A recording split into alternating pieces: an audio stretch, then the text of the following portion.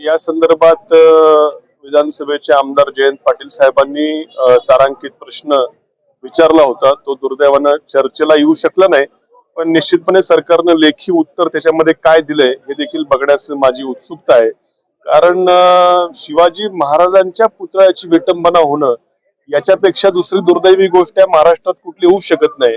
आणि त्याचा तपास जर हे पोलीस स्टेशनकडनं होत नसेल, 4-4 महिने आता होत आहेत, म्हणजे हे सरकार किती गंभीर आहे छत्रपती शिवाजी महाराजांच्या विचाराबद्दल हे या निमित्तानं सिद्ध होतं. जर शिवाजी महाराजांच्या विचारलाच कुठेतरी काळं फासण्याचं काम या राज्यामध्ये होतं आणि सरकार त्याच्यावरती काहीच गंभीर नाही, तर म्हणजे नेमकं हे सरकार काय, याला सत्तेवरती राहण्याचा अधिकार नाही.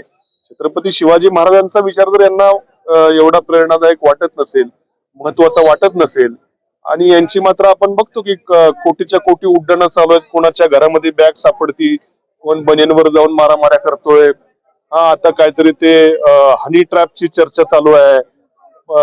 अजून कुठल्या आमदारांच्या पीएच्या सरकारी गेस्ट हाऊस मध्ये रूम मधून 1,86,00,000 मिळत आहेत. म्हणजे नुसते पैसे खाणं, भ्रष्टाचार करणं एवढे मोठं बहुमत मिळालंय, त्याचा उपयोग या राज्यातल्या जनतेसाठी करण्यापेक्षा, छत्रपती शिवाजी महाराजांचा विचार जोपासण्यापेक्षा सध्या फक्त पैसे खाण्याचा कार्यक्रम राज्यभरामध्ये चालू आहे. असे दुर्दैव या महाराष्ट्राचं इतकं नालायक सरकार कधी या राज्याने खरं कधी बघितलं नव्हतं. तो त्यावेळेस विधान परिषदेचे विरोधी पक्षनेते आले होते, त्यांचा मान ठेवत आम्ही उपोषण सोडलं. पण आता 4 महिने झाले. मी आता पोलीस निरीक्षकांना सांगितलं की 26 तारखेला म्हणलं तर 4 महिने होत आहेत.